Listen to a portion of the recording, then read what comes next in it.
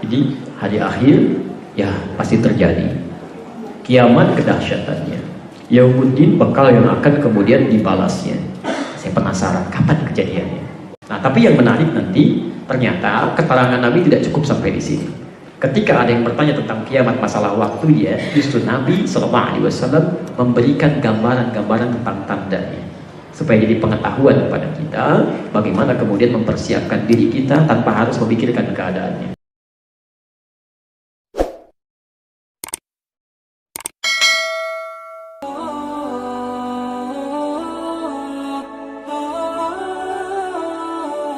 Jadi hari akhir ya pasti terjadi. Kiamat kedahsyatannya. Yaumuddin bekal yang akan kemudian dibalasnya. Saya penasaran kapan kejadiannya. Baik ya, suka ada pertanyaan itu kan? Jangankan kita sekarang, dulu pun di zaman Nabi itu sudah ditanyakan. Ya, di hadis riwayat Muslim hadis ke-8 tadi, ya, malaikat yang menyamar puncaknya bertanya, mata sah. Kapan kejadian semua itu? Saat semua akan ditanya. Saat semua dipertanggungjawabkan, saat semua dahsyat terjadi, kapan kejadiannya? Nah, yang menarik, ketika bertemu dengan kata kapan, itu kalimat diungkapkan dengan saat. Ketika bertemu dengan balasan, diungkapkan dengan ad-din. Ya, makanya ketika Anda baca Al-Fatihah 17 kali dalam sehari, Malik Yaumiddin, itu kalau baca seperti itu, Anda harus tanyakan pada diri Anda, kalau diwafatkan, bekal apa yang dibawa pulang?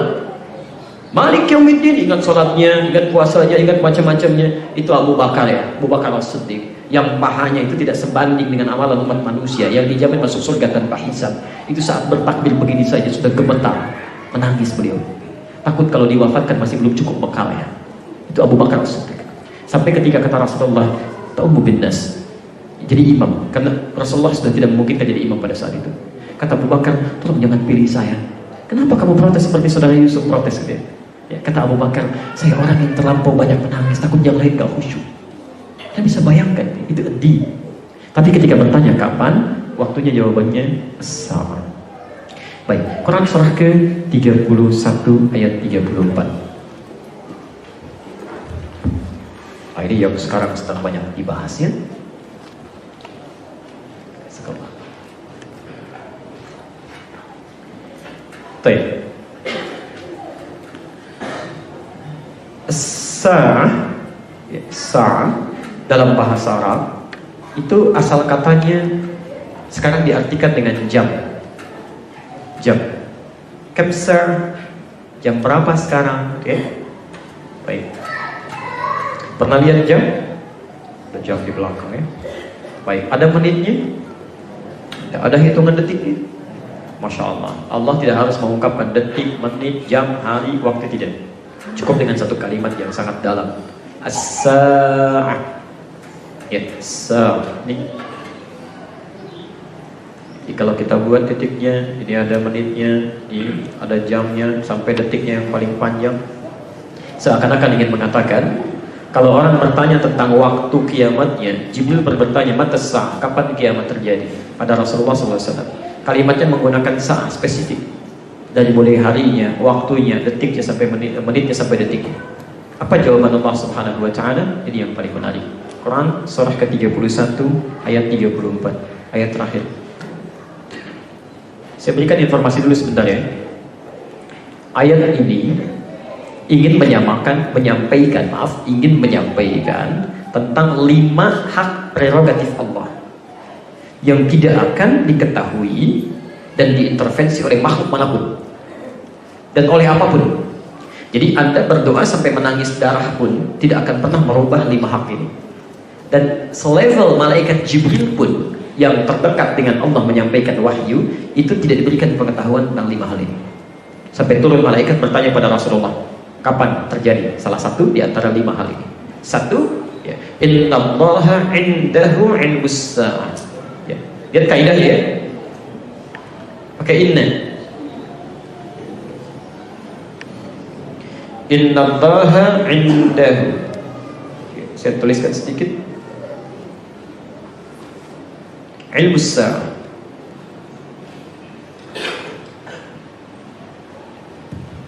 Perhatikan, kalau ada kalimat baik dalam Al-Quran ataupun hadis atau dalam kalimat bahasa Arab dimulai dengan kata inna, Inna itu harfut taukid wa nasab, huruf yang berfungsi menguatkan dan meyakinkan.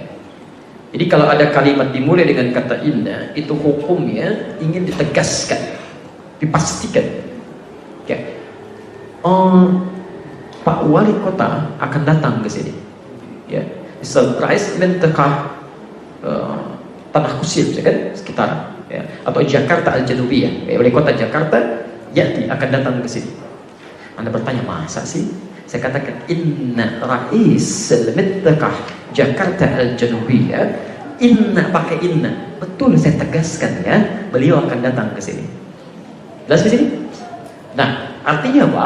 Kalau ada ayat dibuka dengan kata inna, itu artinya informasinya melahirkan unsur ketegasan, tidak main-main. Tegas. Jadi kalau sudah pakai inna, nggak boleh ragu. Dan jangan bertanya lagi. Dan jangan banyak dibahas. Karena itu sudah pasti hukumnya. Jelas ya? Baik.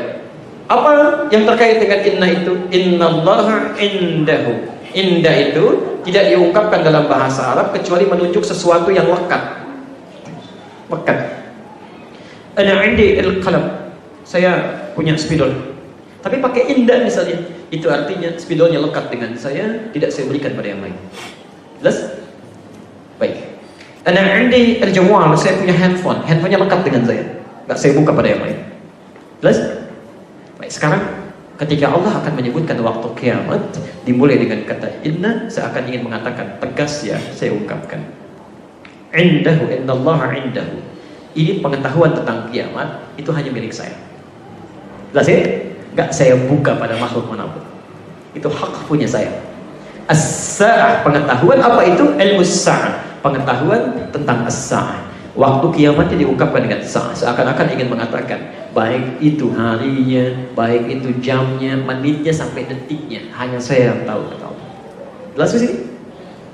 Jadi kalau nanti misal ada upaya-upaya manusia kemudian membuat isu-isu, misalnya kiamat terjadi tanggal sekian, bulan sekian, tahun sekian, itu kalau melihat ayat ini seketika udah buang aja.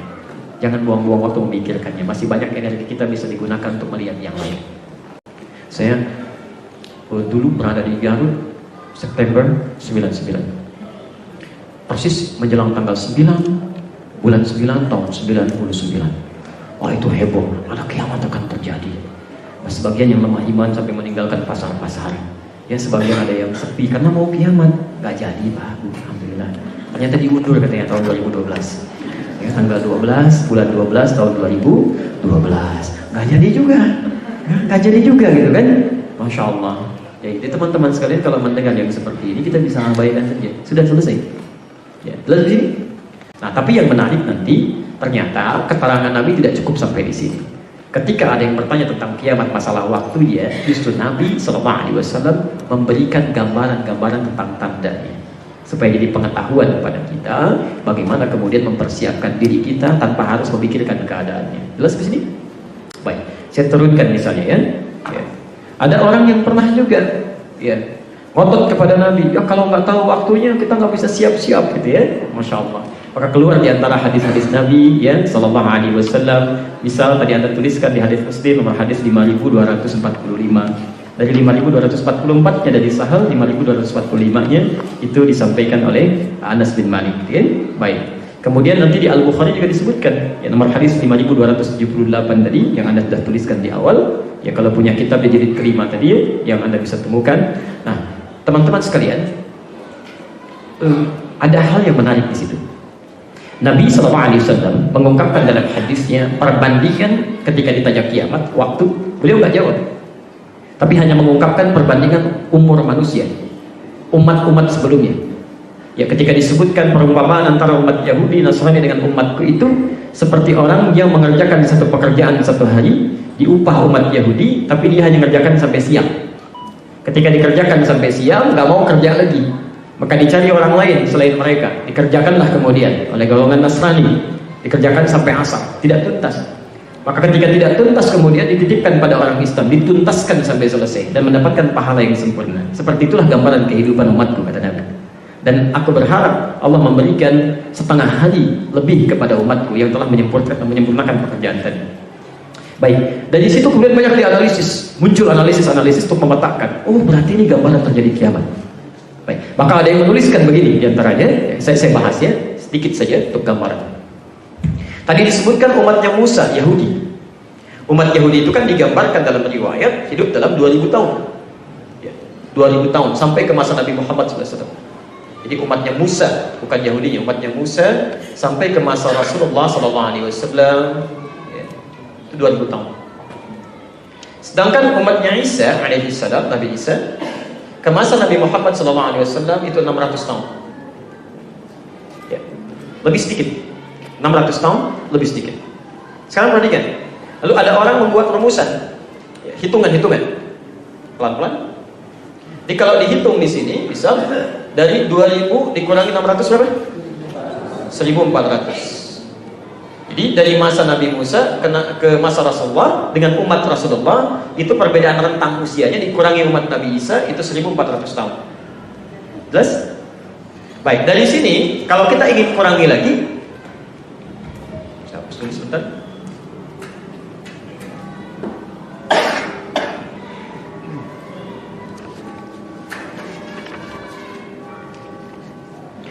Dapat 1400. Kemudian kita coba kurangi lagi dengan setengah hari ya. Kalau satu hari berapa hitungannya? Satu akhiratnya 1000 tahun. Kalau setengahnya 500 tahun. Kurangi 500 berapa? 1400 kurang 500, Masya Allah, 900. Nah 900 ini ketika akan dihitung menjadi umatnya Nabi Muhammad SAW sampai kiamat, dalam bahasa nabinya kan tadi dikatakan, ya Allah aku berharap engkau tambahkan kepada umatku setengah hari lebih. Masih ingat tadi? Dalam riwayatnya setengah hari lebih. Setengah hari berapa? 500 tahun lebih. Tambah 500 plus lebihnya. Kata para ulama lebih di sini bisa dipahami dengan 100 tahun. Tambah 600. 900 tambah 600 berapa? 1500. Maka muncullah penafsiran dari sini, usia umat Nabi Muhammad SAW itu adalah usianya 1500 tahun. 1500 tahun. Sekarang berapa usia tahun sekarang? 1438. Baik, kurangi jadi berapa sisanya? Halo? Berapa? 62. 62 itu belum selesai karena ngitungnya ini kan dari Hijriah. Ya kan? Hijriah itu kan hijrah Nabi dari Mekah ke Madinah. Sedangkan hitungan di hadis ini ketika Nabi SAW diutus menjadi Rasul. Diutus Rasul itu kan bukan saat hijrah, tapi saat usia 40 tahun. Ya kan? Usia Nabi diutus jadi Rasul 40 tahun. Kemudian beliau dimintakan hijrah ke Madinah tahun ke-53. Jadi kalau dihitung hijrah ini 1438, itu artinya plus 13 tahun. Ya kan? 13 tahun ya. Setelah Nabi diangkat menjadi Rasul. Berarti ini pun dikurangi lagi 13 tahun. Jadi berapa? Halo, berapa? 49 ya? 49 betul? Jadi dari sini muncul hitungan 49 tahun lagi kiamat Pak ya? Baik. Waduh, bagaimana ini? Kandungan saya baru dikandung ini ya, anak belum tumbuh, ada yang belum nikah, ada yang macam-macam gitu kan? Masya Allah, 49 tahun lagi. Maka mulai dikaitkan dengan hadis-hadis yang lainnya. Hitungan semacam ini, itu nggak ada hadis di Nabi. Itu cuma hitungan orang-orang saja untuk meningkatkan kewaspadaan supaya lebih berhati-hati.